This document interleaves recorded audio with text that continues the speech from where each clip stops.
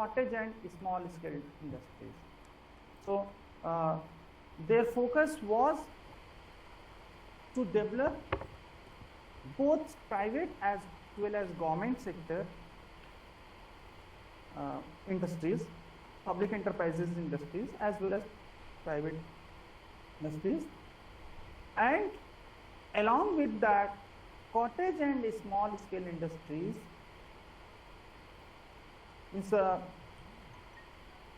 government realized that this sector should also be developed in country, because this cottage and small scale industry, importance of cottage and small scale industries was realized due to the suited for the utilization of local resources and for creation of large scale employment opportunity in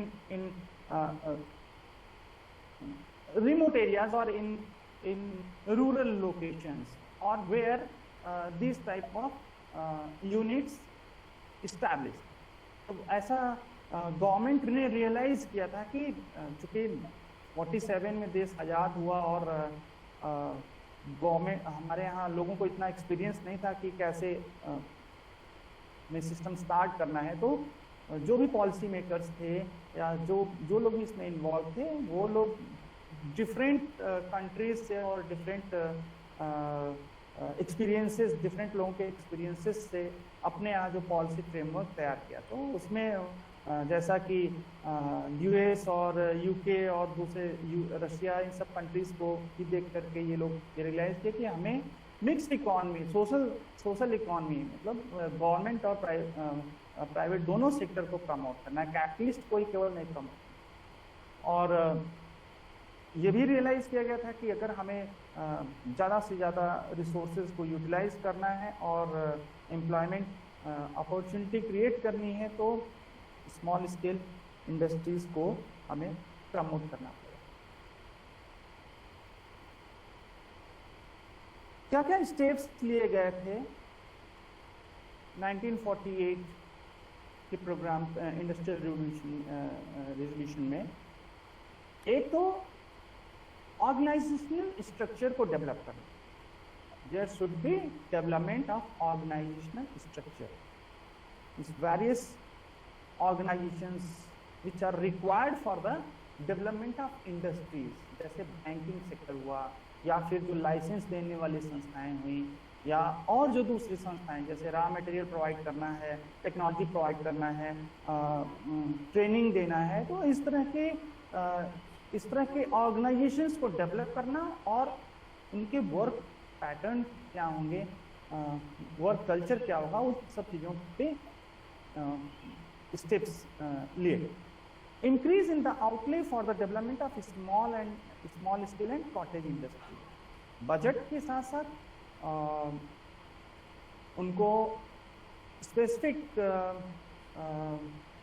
कि आपको इस area में या आपको जो fund की requirement है वो अलग एक एलोकेशन कर दिया गया कि स्मॉल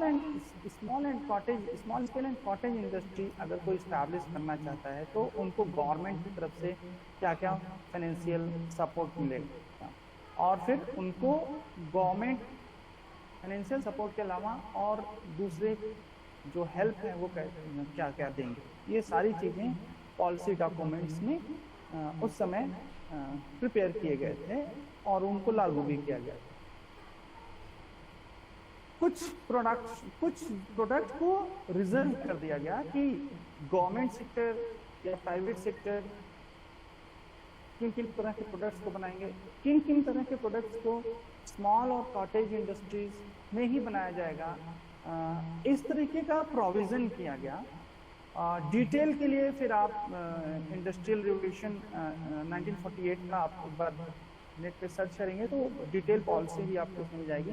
तो अगर जो लोग इंटरेस्टेड हैं कि वो क्या क्या आइटम थे जिनको स्मॉल एंड कॉटेज इंडस्ट्री के लिए रिजर्व किया गया, जिनको गवर्नमेंट सेक्टर के लिए रिजर्व किया गया, जिनको प्राइवेट सेक्टर के लिए, वो वहाँ से इस पे और रेफरेंस पा सकते हैं, वहाँ से मटेरियल पा सकते हैं। Credit and marketing facilities, credit and marketing facilities का प्रोविजन 1948 के इंडस्ट्रियल रिवॉल्यूशन में किया गया। कंसेशनल रेट पे प्रोडक्ट्स, जो भी रॉ मटेरियल का परचेज है वो प्रोवाइड करना, टैक्सेस में एग्जेम्पशंस, ये कुछ स्टेप्स रहे जिनको कि 1948 में अडॉप्ट किया गया। 1951 में एक और इंडस्ट्रियल एक्ट आया और इस इंडस्ट्रियल एक्ट को डेवलपमेंट एंड रेगुलेशन एक्ट ही कहा जाता था। पर्पस क्या था? To control and regulate the process of industrial development in the country. किस तरीके से इंडस्ट्री का डेवलपमेंट होगा देश में और कैसे उसको कंट्रोल किया जाएगा, वो 1951 के एक्ट में पास किया गया।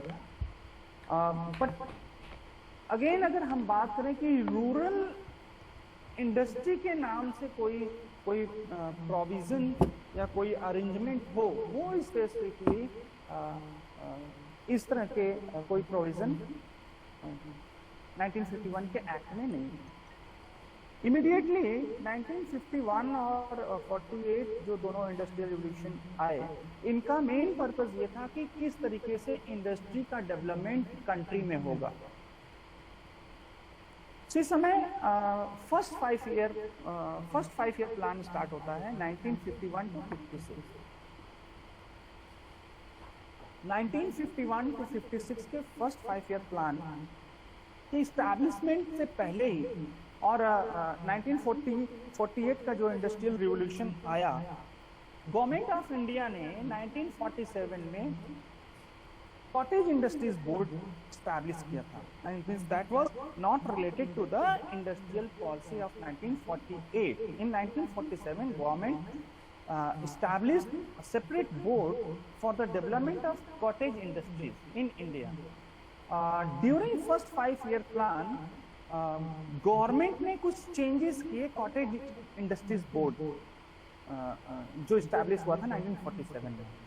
कॉटेज इंडस्ट्री बोर्ड को गवर्नमेंट ऑफ इंडिया ने 1951 फर्स्ट 5 ईयर प्लान में 1951 to 56 in between first 5 year plan they divided into three different boards. इस कॉटेज इंडस्ट्री बोर्ड को गवर्नमेंट ऑफ इंडिया ने 3 डिफरेंट बोर्ड्स में डिवाइड किया। First was related to All India Handloom Board. The second was related to All India Handicraft Board. And third, All India Khadi and Village Industry Board. क्योंकि cottage industry में बहुत सारे items आ सकते थे, तो किनको कैसे रेगुलेट किया जाएगा, किस तरह के आइटम्स के लिए क्या क्या फैसिलिटीज़ होनी चाहिए, क्या क्या पॉलिसीज होनी चाहिए। कुछ आइटम्स में इन्वेस्टमेंट लिमिट वैरी करता, कुछ आइटम्स में लेबर की रिक्वायरमेंट ज़्यादा होती, कुछ। Hello, am I audible? Yes, sir. Yes, sir. Yes, sir. Yes, sir. Yes, sir. So different board बनाए गए जो कि कॉटेज इंडस्ट्री बोर्ड से ही अलग किए गए थे। पर्पस था कि जो आइटम प्रिपेयर हो रहे हैं उन आइटम्स को जिस सेक्टर से वो बिलोंग कर रहे हैं, जैसे हैंडलूम का कोई प्रोडक्ट या हैंडलूम यूनिट कोई लगाना चाहता है, तो उसके लिए जो फंड की रिक्वायरमेंट, टेक्नोलॉजी की रिक्वायरमेंट, रॉ मटेरियल की रिक्वायरमेंट वो डिफरेंट होगी। इन दैट केस गवर्नमेंट अगर वही पॉलिसी हैंडीक्राफ्ट जो हाथ से बनाए जाने वाले आइटम्स हैं, जैसे खिलौने हुए, आर्टिजनल वर्क, उनपे भी वही अगर पॉलिसी प्रोग्राम रखती तो बहुत सारा दिक्कत जो एंटरप्रेन्योर है उसको उठाना पड़ता, क्योंकि गवर्नमेंट कहती है कि नहीं, you have to start you will get licence if you have investment limit of X amount. अगर इस तरीके का कोई वहाँ पे रेगुलेशन होता तो वो हैंडीक्राफ्ट के लिए दिक्कत कर रहा होता था, जिसकी वजह से 3 डिफरेंट बोर्ड्स बनाए गए, जिसमें khadi and village industry board, जिसको बाद में KVI से Khadi and village industry commission का नाम दिया गया, और जो कि मेनली जो खादी प्रोडक्ट थे उनके डेवलपमेंट के लिए या उस तरह की यूनिट्स के डेवलपमेंट के लिए इनका वर्क मेनली उसको मॉनिटर करना और सपोर्ट करना था। इसके अलावा 3 और बोर्ड 1951 to 56 के 5 ईयर प्लान में और बनाए गए। That was related to small scale industry board, coir board, central silk board. Small scale industry board का पर्पस था कि अगर कोई अपनी यूनिट लगाना चाहता है, स्मॉल स्केल लेवल की कोई यूनिट लगाना चाहता है जो कि ऊपर के जैसे हैंडलूम से अलग है, हैंडीक्राफ्ट से अलग है, खादी विलेज से अलग है। सपोज कोई अपना स्मॉल स्केल के से रिलेटेड कोई अपना कोई शुगर प्लांट या राइस मिल स्टैब्लिश करना चाहता है जिसमें बहुत ज़्यादा इन्वेस्टमेंट की जरूरत नहीं है, तो there should be some different policies and programs for the establishment of such type of activities। तो उनके लिए अलग बोर्ड बनाया गया। इसी तरीके से क्वायर बोर्ड जो कि बेसिकली जूट, जो आपका जूट रिलेटेड जो जूट नारियल आप देख रहे होंगे, जो केरला के कोस्टल एरियाज हैं उन केरला और साउथ इंडिया का जो रीजन है वहाँ पे क्वायर बोर्ड काफ़ी ज़्यादा काम करता है, क्योंकि नारियल से जो डिफरेंट आइटम्स प्रिपेयर होते हैं, बनाए जाते हैं, उन यूनिट्स के डेवलपमेंट के लिए क्वायर बोर्ड एस्टैब्लिश किया। इसी तरीके से सिल्क के लिए, सेरीकल्चर एक्टिविटीज के लिए या सिल्क क्लॉथ के लिए सेंट्रल सिल्क बोर्ड एस्टैब्लिश किया। तो 1951-56 में सेपरेट पॉलिसी नहीं थी रूरल इंडस्ट्रियल डेवलपमेंट के लिए, बट 5 ईयर प्लान में जो अरेंजमेंट्स किए गए डिफरेंट बोर्ड स्टैब्लिश करके, और फिर बोर्ड एक बार बन गया तो वो अपना प्रोग्राम, अपनी पॉलिसी वो लोग बना सकते थे। तो स्पेसिफिकली पर्टिकुलर एक्टिविटी के रिलेटेड इंडस्ट्रीज के डेवलपमेंट के लिए जो डिफरेंट बोर्ड बने वो काम कर रहे हैं। In 1955, national small industries corporation limited NSIC को इस्टेब्लिश किया गया, जिसका मेन पर्पस था कि स्मॉल स्केल यूनिट्स के लिए मशीनरी की रिक्वायरमेंट जो है वो मशीनरी प्रोवाइड करना सब्सिडाइज रेट पे, या फिर अगर सब्सिडाइज रेट पे नहीं हो पा रहा है तो अरेंज करना, टेक्नोलॉजी रिलेटेड जो है सपोर्ट देना। तो ये था फर्स्ट 5 ईयर प्लान में गवर्नमेंट का सपोर्ट। इसके अलावा 4 regional small industry service institute establish किए गए for the purpose of providing technical assistance to entrepreneurs as well as to industrial rural this small industry workers. इसी तरीके से 1954 में एक और ऑर्गेनाइजेशन डेवलप किया गया, small industries development organisation, SIDO, small industries development organisation. इनका क्या काम था? For formulation of policies and coordination of institutional activities, जिसको बाद में micro small and medium enterprise development organisation नाम दिया गया। ये लोग माइक्रो स्मॉल मीडियम एंटरप्राइजेस से रिलेटेड ऑर्गेनाइजेशनल इन एक्टिविटीज, इन इंटरप्राइजेस से रिलेटेड पॉलिसीज और प्रोग्राम्स बनाते हैं और आपस में कोऑर्डिनेट कराते हैं। हम micro small and medium enterprises पे बाद में बात करेंगे। ये भी स्मॉल स्केल इंडस्ट्रीज का फर्दर डेवलपमेंट है, जिसको कि हम MSME एक्ट 2006 जो डिस्कस करेंगे वहाँ पे हम डिटेल में बात करेंगे कि माइक्रो क्या है, स्मॉल एंटरप्राइजेस क्या है और मीडियम एंटरप्राइजेस क्या है। यहाँ केवल 2006 के पॉलिसीज में केवल यूनिट्स की ही बात नहीं होती थी कि जो प्रोडक्शन यूनिट है, जो किसी गुड्स को प्रोड्यूस करना है, 2006 में जो गवर्नमेंट ऑफ इंडिया ने पॉलिसी बनाई MSME सेक्टर के स्मॉल स्केल इंडस्ट्रीज के डेवलपमेंट के लिए, उन्होंने पूरा का पूरा कॉन्सेप्ट ही चेंज कर दिया और स्मॉल स्केल इंडस्ट्रीज की जगह पे वो micro small and medium enterprises के नाम से जानी जाने लगी और उन फर्दर उसमें गुड्स के अलावा सर्विसेज को भी इनकॉर्पोरेट किया गया।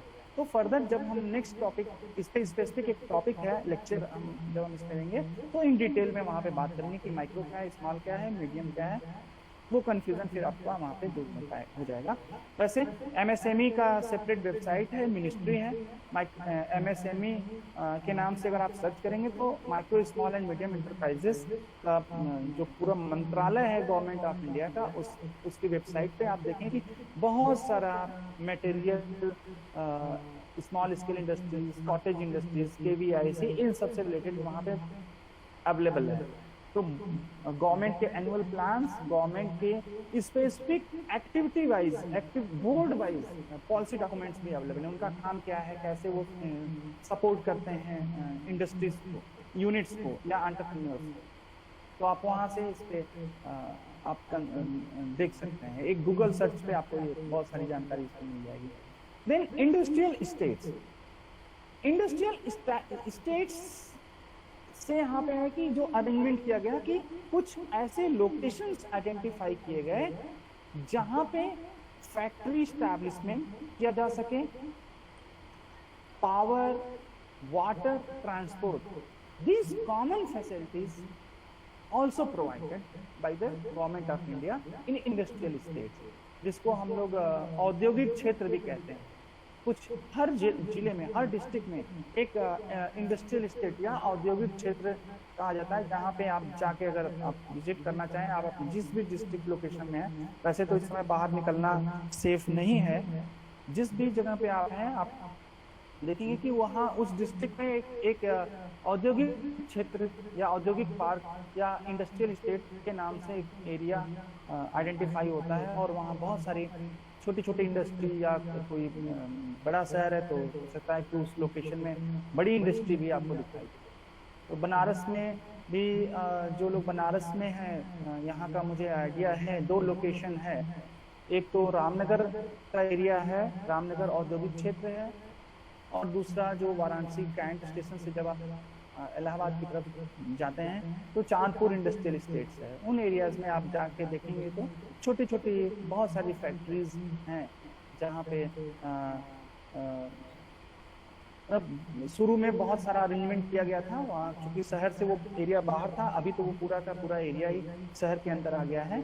बट अगर आप थोड़ा रिमोट वाले एरिया में जाके देखेंगे तो वहाँ आपको मिलेगा कि ट्रांसपोर्टेशन की फैसिलिटी, इलेक्ट्रिसिटी, पावर, बैंक, ये सारी कॉमन फैसिलिटीज अवेलेबल है for the development of the industries, specifically small scale industry. तो यहाँ रूरल डेवलपमेंट से, रूरल इंडस्ट्रीज से के लिए स्पेसिफिकली अरेंजमेंट नहीं था। यहाँ पे जो भी अरेंजमेंट था वो स्मॉल स्केल इंडस्ट्रीज और जो एक्टिविटी वाइज, जैसे हैंडलूम, हैंडीकैप या और सिल्क या इस तरह के क्वायर, इस तरह के आइटम से रिलेटेड जो यूनिट्स थी उनके डेवलपमेंट के लिए बात किया जा रहा है। तो स्पेसिफिकली अगर रूरल इंडस्ट्रीज की कोई पॉलिसी प्रोग्राम भी बना हुआ है, बट अगर इस तरह के इस्टेब्लिशमेंट किए गए, बोर्ड बनाया गया या फिर जैसे सीडो है या स्मॉल इंडस्ट्री सर्विस इंस्टीट्यूट की स्थापना की गई, इंडस्ट्रियल स्टेट बनाया गया, तो कुछ हद तक रूरल इंडस्ट्रीज में बहुत से आइटम्स हैं जो कि इन प्रोग्राम्स में कवर हो जा रहे हैं। 1956 में इंडस्ट्रियल पॉलिसी रेजोल्यूशन, एक और गवर्नमेंट की तरफ से रेजोल्यूशन आया। इस रेजोल्यूशन में भी रूरल इंडस्ट्रीज के लिए नहीं कोई बात कही गई थी, बट इंडस्ट्री सेक्टर के डेवलपमेंट के लिए रेजोल्यूशन बनाया गया था। इसमें बेसिकली हैवी इंडस्ट्रीज के लिए बात की गई थी, क्योंकि यही समय हमारा 1955-56 के बाद सेकेंड 5 ईयर प्लान का भी स्टार्ट होता है, और सेकेंड 5 ईयर प्लान में फोकस हैवी इंडस्ट्री को भी दिया जा रहा था। तो कुछ बड़े बड़े उद्योगों को लगाने की बात की जा रही थी, बट 1956 के इंडस्ट्रियल पॉलिसी रेजोल्यूशन में ये भी कहा गया कि कॉटेज और विलेज स्मॉल इंडस्ट्रीज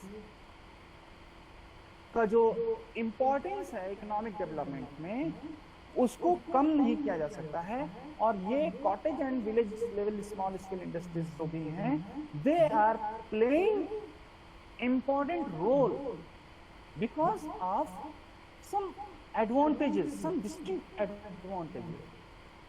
वो एडवांटेजेस क्या थे कि आपने कम पैसे में कोई इंडस्ट्री लगा दी, स्टैब्लिश कर दिया, आपका इन्वेस्टमेंट कम है, but immediately large scale employment मिल जाएगा।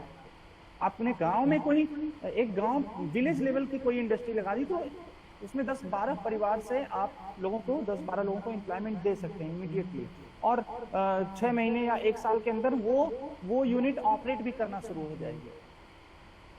एडवांटेज, दूसरा एडवांटेज क्या होगा कि when we establish such type of small industries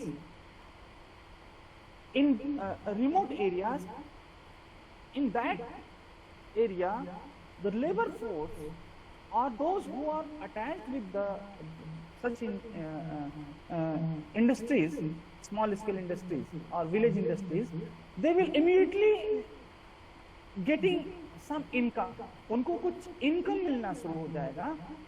और if we combine individuals' income and there is increase in individuals' income, it will also improve the total income of nation. तो इसका एक advantage ये होगा कि हमारी जो राष्ट्रीय आय है वो बढ़ेगी, as well as the distribution will goes to remote area, मतलब वो एरिया जहाँ पे कोई यूनिट लगाई गई है, वहाँ जिन लोगों को रोजगार मिलेगा, उन लोगों को इनकम, उन लोगों को आय प्राप्त होगी। और जैसे अगर हम किसी इंडस्ट्री को शहर की लोकेशन में इस्टेब्लिश करते, तो रिमोट एरिया के लोगों को बेनिफिट नहीं मिलता, उसका एडवांटेज केवल उसी लोकेशन के लोगों को मिलता। तो अगर हमारी यूनिट्स रिमोट एरियाज में है, दूर दराज के एरिया में है, विलेज लेवल पर हैं, तो वहाँ के लोगों को उससे इनकम मिलेगी, और इनकम मिलने से जो सोसाइटी में इनकम का डिस्ट्रीब्यूशन है वो इक्वलिटी की तरफ ले जाएगा, मतलब इनइक्वलिटी कम होगी। There should be reduction in inequality. तो इसलिए कहा जा रहा है कि इक्विटेबल डिस्ट्रीब्यूशन, बराबर लोगों को हर एरिया में इनकम मिलेगी। ऐसा अगर हम डेवलपमेंट करते हैं कॉटेज और स्मॉल इंडस्ट्रीज को। Facilitate and effective mobilisation of resources of capital and skill which might otherwise remain unutilise.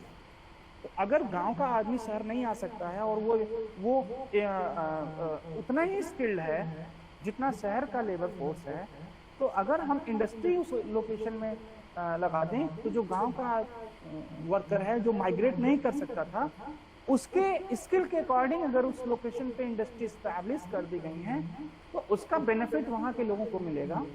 उसका बेनिफिट ज़्यादा प्रोडक्शन से मिलेगा, और प्रोडक्शन जब ज़्यादा होगा तो हम उसको एक्सपोर्ट भी कर सकते हैं। तो फॉरेन करेंसी जो विदेश से भी हम अर्निंग कर सकते हैं। तो यहाँ पे केवल उस रिमोट एरिया के डेवलपमेंट नहीं हो रहे हैं, बल्कि उसके साथ साथ इकोनॉमी का, ओवरऑल इकोनॉमी का डेवलपमेंट हो रहा है, उस कंट्री का डेवलपमेंट हो रहा है, एंड हम फॉरेन से भी अर्निंग कर सकते हैं। तो जो स्मॉल इंडस्ट्रीज हैं उनको हमें बढ़ाना था। ऐसा प्रोविजन ऐसा सोच करके 1956 के इंडस्ट्रियल पॉलिसी रेजोल्यूशन में प्रोविजन फोकस किया गया कि वीएसआईज को भी आगे उन पे भी फोकस करना। Then in the second 5 year plan, जैसे ही 1956 का जो रेजोल्यूशन आया, सेकेंड 5 ईयर प्लान में रूरल इंडस्ट्रीज के लिए कुछ पॉइंट्स, कुछ जो है प्रोविजंस किए गए, बट अगेन मतलब अगर आप पॉलिसी डॉक्यूमेंट देखेंगे तो रूरल इंडस्ट्री, इस रूरल लोकेशन में जो इंडस्ट्रीज हैं उनको फोकस करने की बात यहाँ पे हुई। तो the need to promote, modernise and recognise these industries, rural industries को प्रमोट करना, उसमें नई टेक्नोलॉजी लेके आना और उनके इम्पोर्टेंस को समझना, उनको इम्पोर्टेंस देना। तो small industries, village industries, rural industries को प्रॉपरली उनके डेवलपमेंट के लिए स्टेप्स लिए जाने लगे। Effective policies as well as making of suitable organisational arrangement. Organisational arrangement तो फर्स्ट 5 ईयर प्लान में भी किए गए थे, but during second 5 year plan उन पॉलिसीज प्रोग्राम्स में और चेंजेस लाना, वो प्रोग्राम ऐसे बनाना कि जो स्मॉल इंडस्ट्रीज, रूरल इंडस्ट्रीज के लिए सुटेबल हो और जो भी कमियां आ रही थी उनको उसमें दूर किया जा सके। Progressive upgradation of technology without reducing employment. ऐसा कहा जाता है कि when we introduce technology it replace labour. तो जो टेक्नोलॉजी लगाई जाए, जो टेक्नोलॉजी लाई जाए, उससे लेबर का डिस्प्लेसमेंट, लेबर का रिप्लेसमेंट ना हो। तो इस तरह की मॉडर्न टेक्नोलॉजी लाई जाए, या जो लोग काम कर रहे हैं उनको, उनके काम में किसी तरह की बाधा ना आए, उनको नौकरी से, उनके रोजगार को ना छीने। प्रोविजन और अगर उनको नई टेक्नोलॉजी हम ले आ रहे हैं तो उसके according we have to facilitate them, we have to train them, not only labour as well as artisans. जो कारीगर हैं, जो हाथ का काम करते हैं, जो कलाकार लोग हैं, आर्टिसंस भी एक तरीके से हमारे रूरल सोसाइटी में एक तरीके का इंडस्ट्रियल रिलेटेड वर्क है। विलेज एक तरीके से कॉटेज इंडस्ट्री जैसा है। तो उनको नई टेक्नोलॉजी, नए तरीके की चीज़ों को उनको भी बताना, उनको ट्रेंड करना। फाइनेंशियल सर्विसेज प्रोवाइड करना। जो छोटे छोटे प्रोड्यूसर्स हैं जिनको कैश क्रंच फेस करना पड़ता है, उनको टाइमली क्रेडिट अवेलेबल कराना। तो जो गवर्नमेंट की बैंकिंग सेक्टर्स या जो फाइनेंशियल सर्विसेज हैं, उनके थ्रू रूरल इंडस्ट्रीज में जो लोग छोटे छोटे जो उत्पादक हैं उनको फंड प्रोवाइड करें।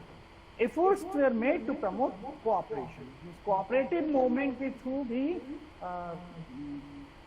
रूरल इंडस्ट्रीज के डेवलपमेंट की बात की गई, ऐसा पॉलिसी अरेंजमेंट किया गया। Second plan also stress on the promotion of the small scale industries as well as ancillary to large scale units। जो हैवी इंडस्ट्रीज इस्टेब्लिश की गई थी उनमें कुछ ऐसे मटेरियल्स की रिक्वायरमेंट होती थी जिसके लिए हमें एक और प्रकार की इंडस्ट्री लगानी पड़ती थी, जिसको हम लोग एंसिलरी इंडस्ट्रीज कहते हैं, सहायक इंडस्ट्री। जैसे अगर कोई मैं एक एग्जांपल दे रहा हूँ, जैसे कार बनाने की कोई हैवी इंडस्ट्री, कार बनाने के लिए जिस प्लांट में कार असेंबल किया जा रहा है, उस प्लांट में जरूरी नहीं है कि आप टायर भी बनाएं, उसी प्लांट में आप और जो दूसरे पार्ट हैं उनको आप बनाएं। जैसे इंजन का कुछ पार्ट है वो आप बनाएं, ऐसा संभव नहीं हो पाता है। तो कुछ ऐसे एंसिलरी या सहायक उद्योगों, सहायक यूनिट्स की जरूरत पड़ती है जो कि जिनके की प्रोडक्ट हैवी इंडस्ट्री में यूज होते हैं, उनको हम लोग एंसिलरी इंडस्ट्री कहते हैं। Those who are producing for the heavy industry, those units which are producing whatever items that is used in heavy industry। तो ऐसे इस तरह की यूनिट्स के डेवलपमेंट को फोकस किया गया सेकेंड 5 ईयर प्लान में। And also the arrangement has made to for small producers tax concession and subsidy. उनको टैक्स में कंसेशन और जरूरत पड़ने पर उन्हें सब्सिडाइज्ड रेट पे रॉ मटेरियल या और जो दूसरी जरूरत है. Then in second 5-year plan, government also facilitated marketing services to small industry. उनके प्रोडक्ट्स की मार्केटिंग गवर्नमेंट के तरफ से करना, कुछ मेले या एग्जीबिशंस का को ऑर्गेनाइज करना. इवन जो दूसरे देशों में भी एग्जीबिशंस होते थे वहाँ पे भी अपने यहाँ के जो स्मॉल इंडस्ट्रीज से रिलेटेड लोग हैं उनको वहाँ पे भेजना अपने खर्च पे. Assistance to conducting exhibitions and setting up showrooms in cities and tourist spots also. तो जैसे KVI से Khadi and village industry board जो था, हमने पिछले लेक्चर में भी कहा था कि कुछ स्पेसिफिक लूम या कुछ इस तरह की चीजें प्रोवाइड करना. तो एक खादी बोर्ड या जो खादी के प्लांट्स होते हैं जहाँ पे कपड़े बनाए जाते हैं, स्पिनिंग व्हील्स की जरूरत पड़ती है. और स्पिनिंग व्हील्स जिसको अंबर चरखा भी कहते हैं, तो जिसमें एक साथ कई सारे स्पिनर्स तैयार किए जा सकते हैं जो जिस पे धागे लपेट करके रखते हैं और फिर बाद में उनका यूज जो है कपड़े बुनने में किया जाता है. तो नए और एक साथ कई सारे जो है स्पिनर्स तैयार करने का तैयार किए जाएं, ऐसे चरखा लोगों को प्रोवाइड किए गए जो खादी के प्रोडक्ट बना रहे थे या जो खादी की यूनिट्स. खादी एंड विलेज के लिए जो मार्केटिंग की फैसिलिटीज, मार्केटिंग की सुविधा और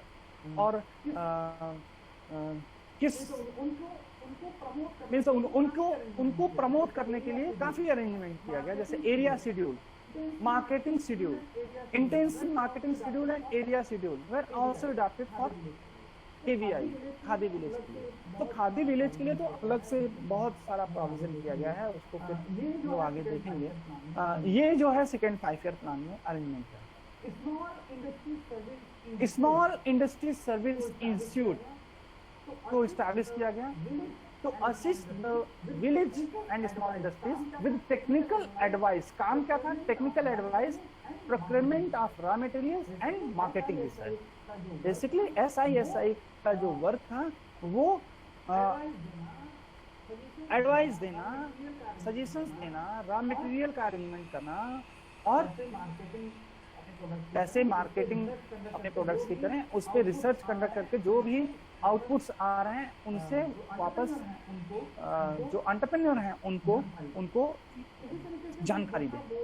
इसी तरीके से जो दूसरा बोर्ड, जो दूसरा corporation, national small industries corporation NSIC, जिसकी ब्रांचेस स्टेट लेवल पर खोली गई हैं. हर स्टेट में लगभग इनकी ब्रांचेस आई, इस्टेब्लिश की गई.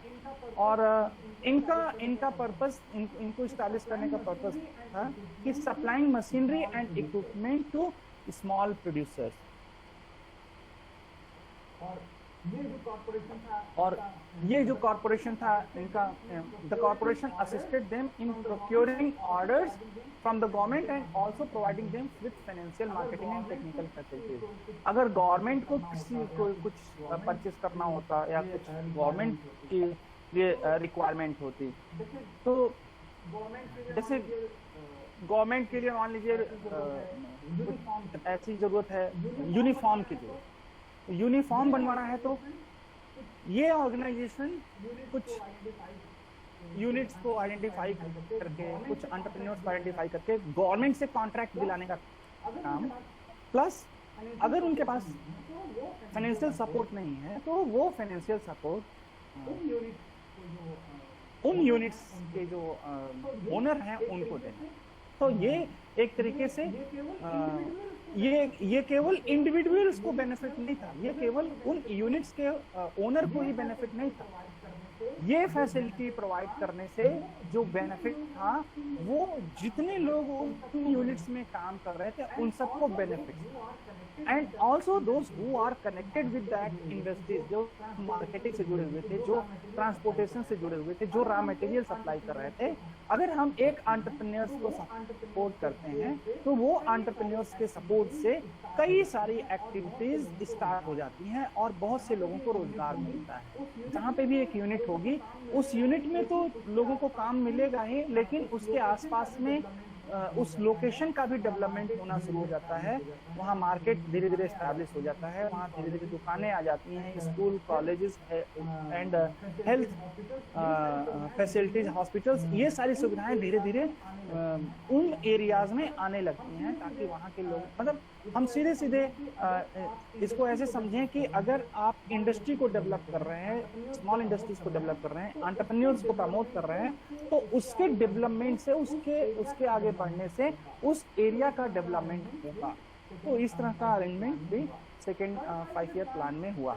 थर्ड 5 ईयर प्लान का पीरियड 1961 to 66 का था, और in third 5 year plan shift in the emphasis from the Gandhian cottage industries to model small scale capitalist industries की तरफ। गांधीयन जो खादी विलेज इंडस्ट्री को अलग करके गांधी जी का जो कॉन्सेप्ट था उससे अलग हट करके मॉडर्न स्मॉल स्केल, जिसमें ज्यादा कैपिटल की जरूरत होती है, उस तरह के यूनिट्स की तरफ फोकस किया जाने लगा। A program of intensive development of village small industries was launched through selected project areas called rural industries project। इस तरीके के प्रोग्राम्स आए।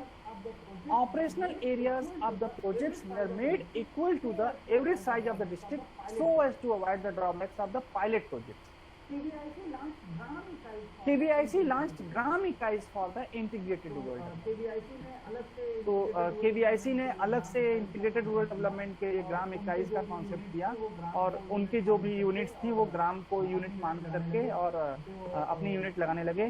जो गांधी कॉटेज इंडस्ट्रीज थी उनको मॉडर्नाइज किया जाने लगा ताकि वो ज़्यादा कैपिटल इंटेंसिव हो जाए, और जो डिस्ट्रिक्ट लेवल पर डेवलपमेंट किया जाने लगा पायलट प्रोजेक्ट्स की जगह पे, कि मतलब हम कुछ लोकेशन में शुरू करें और फिर देखें कि वो कैसे परफॉर्मेंस कर रहा है। उसकी जगह पे इन डिस्ट्रिक्ट एक डिस्ट्रिक्ट में एवरेज साइज का जो हमारा इंडस्ट्री होना चाहिए उस तरह के इस्टेब्लिशमेंट पर जोर दिया जाने लगा।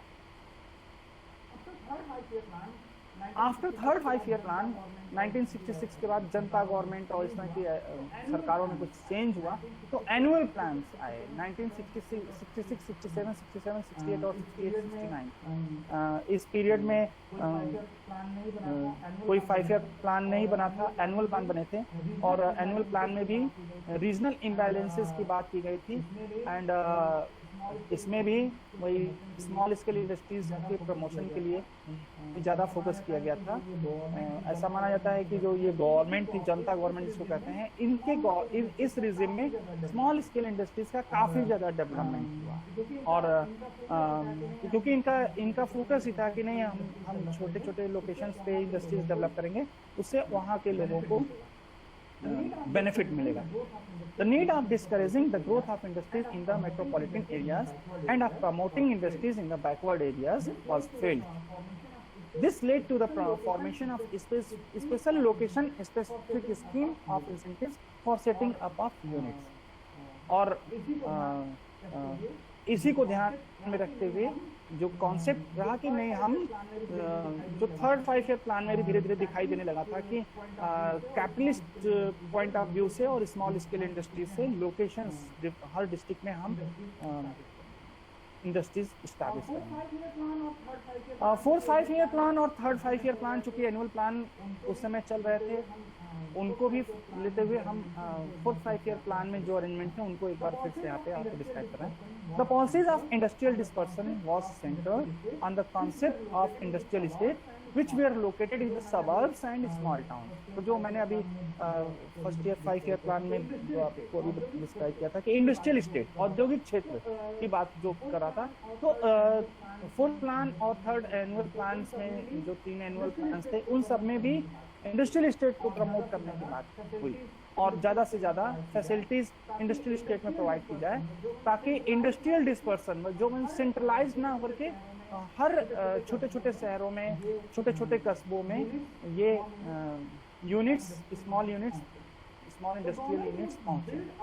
The government would build up work shed at suitable locations, having the necessary infrastructure like electricity, transport, water, postal and telecommunication and other facilities. जो जैसा कि इंडस्ट्रियल स्टेट में बात की जा रही थी उसी तरीके की फैसिलिटीज दूर के लोकेशन में भी करें. The shed would be leased out to the prospective entrepreneurs at cheap rate to establish manufacturing units. अगर मैन्युफैक्चरिंग यूनिट्स कोई लगा रहा है तो उसके शेड का अरेंजमेंट गवर्नमेंट की तरफ से सब्सिडाइज रेट पे. In 1974 to 79 में फिफ्थ 5 ईयर प्लान आया एंड फिफ्थ 5 ईयर प्लान में special emphasis on the growth of tiny sector, लघु उद्योग. एक तरीके से जो कॉटेज इंडस्ट्री, विलेज इंडस्ट्री या हाउस होल्ड लेवल इंडस्ट्री था उसी का ही एक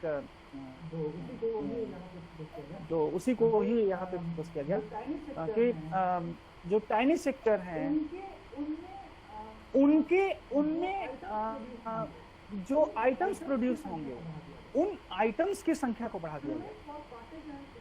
Development for cottage and small scale industries from big cities to district headquarters.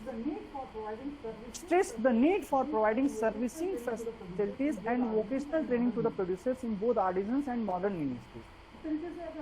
तो एक तरीके से अगर हम देखें तो जो पहले की पॉलिसीज थी उन पॉलिसीज को ध्यान में रखते हुए और जहाँ जहाँ कमियाँ थी उन कमियों को दूर करते हुए डिस्ट्रिक्ट हेडक्वार्टर्स पर या बड़े शहरों में कॉटेज और स्मॉल इंडस्ट्रीज को के डेवलपमेंट अरेंजमेंट और जो आर्टिसनल थे या जो वर्कर्स थे उनको वोकेशनल ट्रेनिंग, मॉडर्न इंडस्ट्रीज में जो टेक्नोलॉजी यूज हो रही है उसके अकॉर्डिंग उनको ट्रेंड कर. 1978 में गवर्नमेंट ऑफ इंडिया ने एक प्रोग्राम लॉन्च किया था, integrated rural development programme IRDP. और IRDP programme rural development programme के नाम से था, बट इस प्रोग्राम में जो प्रोविजंस थे वो सिर्फ एम्प्लॉयमेंट जनरेशन के लिए थे, जिसमें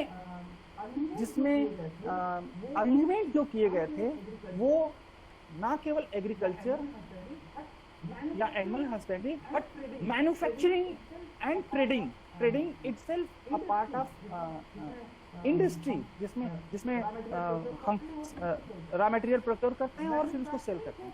तो मैन्युफैक्चरिंग को फोकस किया गया.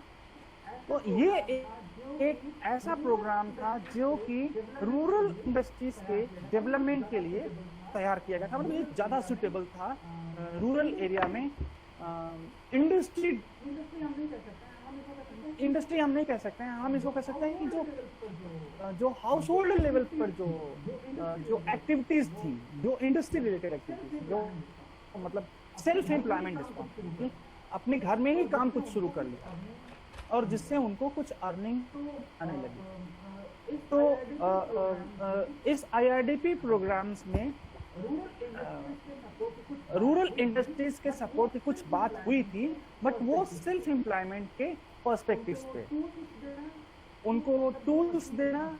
टूल्स मतलब जो मशीन की रिक्वायरमेंट होती, जो जैसे अगर कोई इसमें ऐसा होता था कि अगर कोई सिलाई मशीन बनाना जानता है या कुछ लोग इंटरेस्टेड है कि वो सिलाई मशीन की रिपेयरिंग कर सकते हैं, तो ऐसे लोगों को जो सिलाई मशीन की रिपेयरिंग में जो आवश्यक टूल्स चाहिए, उसमें उनको स्क्रू ड्राइवर या जो भी आइटम्स की जरूरत होती है रिपेयरिंग करने के लिए, वो आइटम्स के लिए लमसम बैंक से उनको लोन प्रोवाइड करना और उनको वो टूल्स प्रोवाइड करना. ताकि आप और ट्रेनिंग देना, आप सीख जाइए। आपके आसपास में विलेज में अगर किसी को सिलाई मशीन या आसपास के 2-4 गांव में अगर किसी को सर्विसिंग की जरूरत पड़ती है तो वो शहर में ना जा करके आपसे कांटेक्ट करके आप उसको सर्विसिंग दे सकते हैं और आपको एक काम रोजगार मिल गया। तो इस तरीके से IRDP प्रोग्राम में लोगों को सेल्फ एम्प्लॉयमेंट के लिए प्रमोट किया। किसी को हैंडपंप बनाने की ट्रेनिंग दे दी गई कि हैंडपंप अगर बिगड़ा हुआ है तो उसको कैसे आप जो है बना सकते हैं, उसके बारे में सिखाया गया। जो टूल्स की रिक्वायरमेंट थी वो टूल्स प्रोवाइड किए गए, बैंक से उनको लोन दिलाया गया ताकि वो आसपास के एरिया में अगर किसी का हैंडपंप खराब होता है तो जाकर के तुरंत उसको मरम्मत कर दें या रिपेयरिंग कर दें। तो एक तरीके से इनको भी सोर्स ऑफ इनकम मिला और जो व्यक्ति का आइटम खराब हुआ है या हैंडपंप खराब हुआ है उसको भी इमीडिएट सर्विसेज मिली। ये प्रोग्राम सक्सेस नहीं रहा था। IRDP प्रोग्राम को कहा जाता है कि बहुत ही महत्वाकांक्षी प्रोग्राम रहा, लेकिन ये हमारे यहाँ ये भी सफल नहीं हो पाया था। बहुत ज़्यादा ये चूँकि बैंक की तरफ से कुछ प्रॉब्लम्स आई, बैंक समय पे लोन नहीं देते थे और जिन लोगों ने लोन लिया है वो वापस उसको नहीं किए, मतलब NPA हो गया, जिसकी रिकवरी नहीं की जा सकी। इस तरीके से बाद में गवर्नमेंट ने इस प्रोग्राम को भी बंद कर दिया था। इसी इंटीग्रेटेड रूरल डेवलपमेंट प्रोग्राम जब 1978 में जब स्टार्ट हुआ तो हमारा जो सेंटर है, इस सेंटर को BHU के हॉस्पिटल में के जो फाउंडर थे, मतलब महामना जी ने तो काशी हिंदू विश्वविद्यालय की स्थापना की, लेकिन काशी हिंदू विश्वविद्यालय के अंदर जो हमारा मेडिकल साइंसेज और आयुर्वेद है उसको डेवलप करने में एक बहुत बड़े चिकित्सक प्रोफेसर KN उडप्पा, जिनको पद्मश्री भी मिला भारत सरकार की तरफ से, उनका योगदान रहा। और जो भी हमारा BHU का हॉस्पिटल और आयुर्वेदा है ये प्रोफेसर KN उडप्पा की ही देन है कि आज BHU एक जाना माना अस्पताल है। लोगों को हेल्थ चिकित्सा के क्षेत्र में यूपी, न केवल यूपी पूर्वांचल के जिले बल्कि बिहार, मध्य प्रदेश और भी रिमोट एरियाज में जो लोग हैं उन सभी को यहाँ से चिकित्सीय सहायता मिलती है।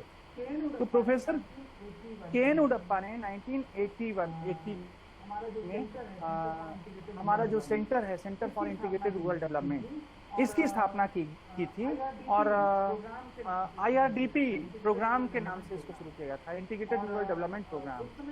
और उस समय जो वर्क था IRDP का वो कोई कोर्स या प्रोग्राम चलाना नहीं था, वो कोई वहाँ पे कोई पढ़ाई नहीं होती थी किसी कोर्स के, बट वहाँ से लोग जाते थे विलेज एरिया में, वहाँ विलेज में जो भी समस्याएं हैं उनको बात करके, उनको जो गवर्नमेंट के ऑफिशियल्स होते थे उन लोगों से मिल करके वहाँ की समस्याओं को दूर कराना, हेल्थ कैंप लगवाना, हेल्थ मेला लगवाना। और बाद में चल करके 82-83 में चंदौली डिस्ट्रिक्ट में कुछ मॉडल विलेज का कॉन्सेप्ट IRDP की तरफ से शुरू किया गया था। कुछ गांव को मॉडल विलेज बना करके वहाँ सस्ते दर पर आवास उपलब्ध कराना, जो मतलब टेक्नोलॉजिकल जो सपोर्ट था, उस तरह के काम शुरू किया।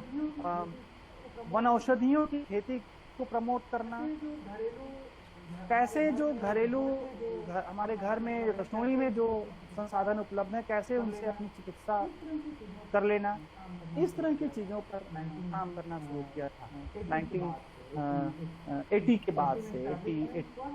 80 में इस्टेब्लिशमेंट हुआ और उसके बाद में चल करके वहाँ हमारे सेंटर में एक तो साइकिल रिपेयरिंग की ट्रेनिंग और दूसरा कैंडल जो मोमबत्ती बनाने की ट्रेनिंग दिया जा रहा है, ताकि लोगों को ये चीज़ें सिखा दी जाए और लोग अपना का व्यवसाय शुरू करें। इस तरह के प्रोग्राम शुरू हुए जिसमें इंस्ट्रक्टर होते थे और समय समय पर एक महीने का 15-15 दिन का शॉर्ट टर्म ट्रेनिंग प्रोग्राम था। बाद में ये इस तरह के जो थे ये अरेंजमेंट किसी कारण से नहीं आगे कंटिन्यू हो पाया। हमारे यहाँ सेंटर में सिलाई सेंटर चलाया जाता है जिसमें एक इंस्ट्रक्टर हैं बेसिकली वर्क जो है वो यूनिवर्सिटी के आसपास का जो विलेज एरिया है वहाँ की महिलाओं को या जो दूसरे के घरों में काम करती हैं ऐसी महिलाएं या जो जिनके पास कोई जानकारी नहीं, कोई ज्ञान नहीं है, पढ़ी लिखी भी हैं, हाई स्कूल पास हैं या क्लास 8 तक पास पढ़ी लिखी हैं, थोड़ा बहुत सिलाई कर लेती हैं, उनको सिलाई का प्रशिक्षण देते हैं। मतलब हमारे सेंटर के द्वारा ऐसी महिलाओं को 1 साल का सिलाई का प्रशिक्षण दिया जाता है, जिसमें हम लोग 40 महिलाओं को लेते हैं। जो होता क्या है कि सिलाई प्रशिक्षण के नाम पर यूनिवर्सिटी में पढ़ने वाले लड़कियां भी जो ग्रेजुएट हैं या पोस्ट ग्रेजुएट हैं वो लोग भी आके फॉर्म भर देते हैं। तो हम लोग उन लोगों को डिस्करेज करते हैं कि भाई आप की जो स्किल है आप उसको थोड़ा और इम्प्रूव करके कंप्यूटर सीख लीजिए और चीज़ें सीख लीजिए तो आप किसी ऑफिस में आप काम कर सकते हैं और अच्छी सैलरी मिल सकती है। तो वो लोग भी आते थे तो हम लोग उनको डिस्करेज करते हैं। बट जो गरीब महिलाएं हैं उनको हम लोग प्रशिक्षण देते हैं ताकि वो अपना सिलाई का खुद का काम शुरू कर सकें, या जो वो दूसरे जगहों पे काम करने जा रही हैं, दूसरे के यहाँ काम करने जा रही हैं, उसी बीच में अगर उन्होंने धीरे धीरे करके सिलाई से आमदनी अलग से एक्स्ट्रा अर्निंग शुरू कर दी, अपने घर के कपड़े तो सिल ले रही हैं, कुछ और पास पड़ोस के लोगों के कपड़े सिलना शुरू कर दिया, तो एक उनका फाइनेंशियली उनको हम लोग एम्पावर्ड कर देते हैं। तो फाइनेंशियली एम्पावर्ड प्लस जो है उनको ट्रेनिंग दे करके हम उनको स्किल डेवलपमेंट, तो जो हमारे यूनिवर्सिटी का जो एक जिसको हम कहें कि सोशल आउटरीच प्रोग्राम, ताकि यूनिवर्सिटी तो जिस लोकेशन में है वहाँ के लोगों को भी उसका बेनिफिट मिले। तो ये काम हम लोग अभी करते हैं और पिछले 15-20 सालों से हम लोग ये सिलाई प्रशिक्षण का काम चला रहे हैं। हमारे सेंटर में फर्स्ट फ्लोर पे है, क्योंकि आप लोगों का जब से एडमिशन हुआ तब से ऐसी महामारी आ गई कि बाहर निकलने में, अभी तो सुनने में आ रहा है एयरबॉर्न है, फैमिली के लोगों को बाहर नहीं निकलने दीजिए, आप लोग घर में ही रहने रखिए उन्हें। आप लोग भी कम से कम बाहर आइए, क्योंकि जो ओल्ड एज लोग हैं उनको ये वायरस काफ़ी ज़्यादा नुकसान पहुंचा रहा है। मतलब जो हमारे ग्रैंडफादर या फादर या ऐसे लोग हैं उनकी मतलब लाइफ बहुत सुनने में आ रहा है ऐसा। तो आप लोग जो है जो घर में बड़े लोग हैं, बुजुर्ग लोग हैं, उनकी देखभाल करिए, उनको बाहर नहीं निकलने दीजिए। और कोई भी इस तरीके का जो भी इस बीमारी से रिलेटेड सिम्टम अगर समझ में आता है, जैसे स्मेल लॉस या टेस्ट लॉस, जो इसके इनिशियली जो लक्षण है, इमीडिएट आप जो प्रिकॉशंस हैं उनको लेना शुरू कर दीजिए। आप टेस्ट रिपोर्ट का इंतजार नहीं कीजिए। और जो दवाइयाँ प्रिस्क्राइब की गई हैं, क्योंकि हम सभी को पता है कि इस बीमारी की कोई दवा अभी तक नहीं आई है, लेकिन जो भी मेडिसिन हैं वो एज ए इम्यूनिटी और दूसरी जो शरीर में प्रॉब्लम्स, बॉडी में प्रॉब्लम्स हो रही हैं उनको कंट्रोल करने के लिए, तो वो प्रिकॉशंस आप लेते रहिए जो गवर्नमेंट की तरफ से जो बताए गए हैं, जैसे गार्गल करना और जो भाप स्टीमिंग करना, ये सारी चीज़ें आप लोग घर में करते रहिए रेगुलर। अगर जरा सा भी सिम्टम समझिए और बाहर नहीं निकलिए, घर के अंदर ही रहिए। तो कि आप लोग आए नहीं हैं अभी सेंटर में, इसलिए वो सिलाई प्रशिक्षण वाला आपने देखा नहीं है। लाइब्रेरी भी है, कुछ लोग हो सकता है जो कैंपस में आए रहे हों वो लोग ऊपर देखे हों। कैंपस में हमारे यहाँ लाइब्रेरी भी एक छोटी सी है, कुछ किताबें अवेलेबल हो पाती हैं। वैसे तो मेन कैंपस में भी लाइब्रेरी, सेंट्रल लाइब्रेरी भी है, बट सेंटर की एक सेपरेट लाइब्रेरी है, BHU की सेंट्रल लाइब्रेरी। तो अपने सेंटर में भी लाइब्रेरी, वहाँ से भी आप लोग बुक आप ले सकते हैं, बट अभी तो सब बंद है। तो ये हमारे सेंटर का इस्टेब्लिशमेंट और इसका जो है वर्क था। ये सिलाई प्रशिक्षण के अलावा 2000 के आसपास में एक और प्रोग्राम शुरू किया गया था, जिसमें हर्बल जो मेडिसिन, जो आयुर्वेदिक मेडिसिन उनसे कुछ दवाइयाँ बनाना और उनकी फार्मिंग, मेडिसिनल प्लांट्स की farming, and to prepare some home use medicine, जैसे चूर्ण बनाना या च्यवनप्राश बनाना, इस तरह की ट्रेनिंग हमारे सेंटर से दी जाती थी। मतलब मेरे ज्वाइनिंग के पहले, बहुत पहले, ये 2000 के आसपास की बात है। मैं तो 2016 में रूरल डेवलपमेंट सेंटर ज्वाइन किया एज असिस्टेंट प्रोफेसर। तो थोड़ा सा टॉपिक से डाइवर्ट हो गए हैं, बट ये IRDP आया तो आपको अपना सेंटर के बारे में भी कुछ जानकारी हो जाए कि हम लोग करते क्या हैं। तो एक 6 महीने का कोर्स, इनिशियली ये 3 महीने का कोर्स था, और स्टार्टिंग में तो 15 डेज का ट्रेनिंग ही देते थे लोग। बाद में ये 6 महीने का कोर्स हुआ, जिसमें डिप्लोमा 1 ईयर कोर्स किया गया, post graduate diploma. Later on बच्चों की डिमांड थी कि सर अगर हम लोग को MA का कर दिया जाए, तो सेंटर के पास इंफ्रास्ट्रक्चर देखते हुए फिर बाद में इसको MA का कोर्स किया जाए। तो जो वर्क था IRDP का इनिशियली, वो एक्सटेंशन एक्टिविटीज था, विलेज में जाके काम करना था, लोगों के बीच में जाके काम करना था। लेकिन इंफ्रास्ट्रक्चर की कमी और फंड की कमी के साथ साथ जो लोग थे वो भी कम होते गए। तो इसलिए फिर बाद में जो हमारे यूनिवर्सिटी के अंदर जो रिसोर्सेज थे, जैसे हमारे सेंटर में जो ये कोर्स चल रहा है, ये कोर्स स्पेसिफिकली कोई rural development centre as a नहीं है।